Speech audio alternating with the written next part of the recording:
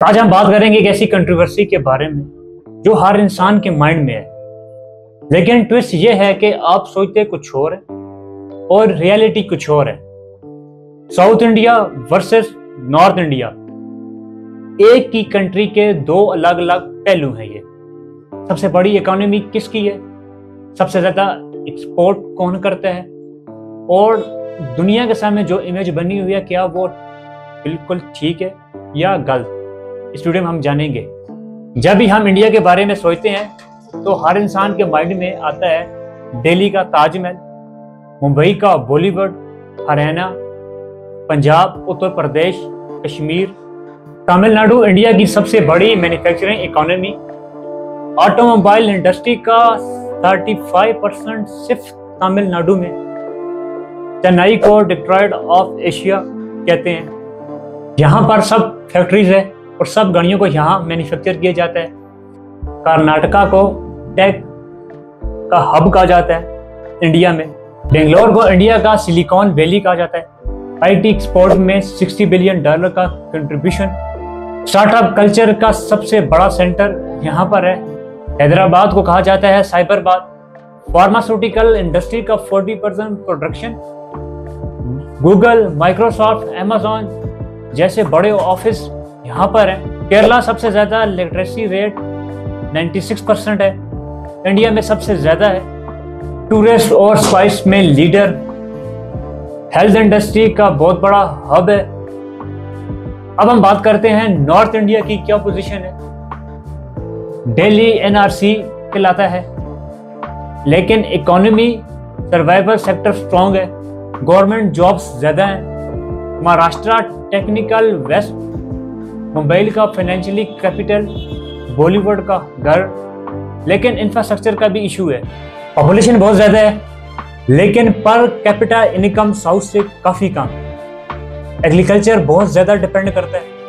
Per capita income Karnataka $3000, Tamil Nadu $2800, Kerala $2700। अब बात करते हैं नॉर्थ इंडिया की। उत्तर प्रदेश में $100 और बिहार में $600। मतलब क्या हुआ, साउथ में हर इंसान एवरेज है 3 गुना ज्यादा कमाता है कंपैरिजन नॉर्थ के। एक्सपोर्ट में कौन जीत रहा है? महाराष्ट्र $95 बिलियन, मुंबई पोर्ट की एडवांटेज की वजह से। Tamil Nadu $55 billion, Karnataka $45 billion, Gujarat $42 billion.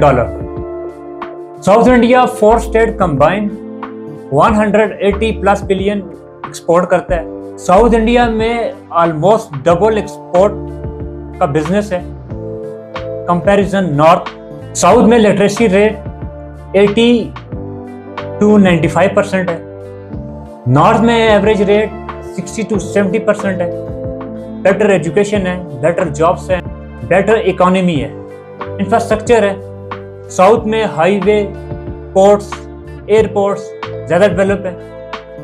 Industrial corridor south में सबसे पहले बने।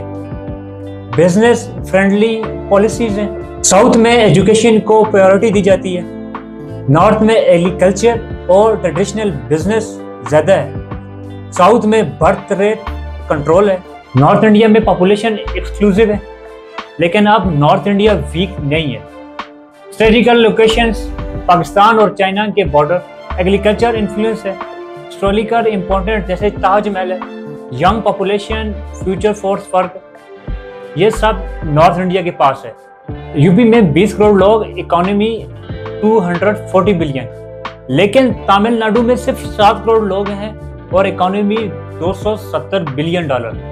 मतलब अगर हम पॉपुलेशन को एडजस्ट करें तो गैप समझ आता है। गवर्नमेंट ऑफ नॉर्थ में इन्वेस्टमेंट कर रही है। यूपी में ग्रेटर नोएडा डेवलप हो रहा है। दिल्ली मुंबई इंडस्ट्रियल कॉरिडोर बन रहा है। स्किल डेवलपमेंट प्रोग्राम अब नॉर्थ में आ रहे हैं कंपैरिजन साउथ। नॉर्थ के लिए जो चैलेंजेस हैं, सबसे पहले इनको अपनी पॉपुलेशन को कंट्रोल करना होगा, एजुकेशन में इन्वेस्टमेंट करनी होगी, इंफ्रास्ट्रक्चर को काफी ज्यादा अपग्रेड करना होगा।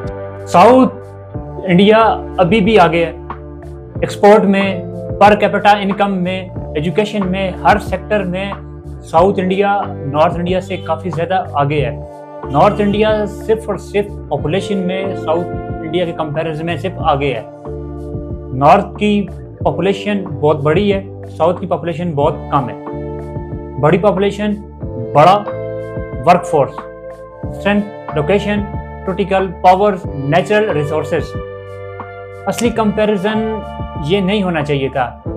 हम सोचते थे नॉर्थ डोमिनेट है क्योंकि नॉर्थ के पास दिल्ली है, बॉलीवुड है, ताजमहल है, ये सब काफ़ी फेमस है। लेकिन असली पावर तो नंबर्स में है और साउथ के पास वो सब है। अपना ओपिनियन कमेंट्स में ज़रूर बताएं, आप साउथ के साइड पर हैं या नॉर्थ के।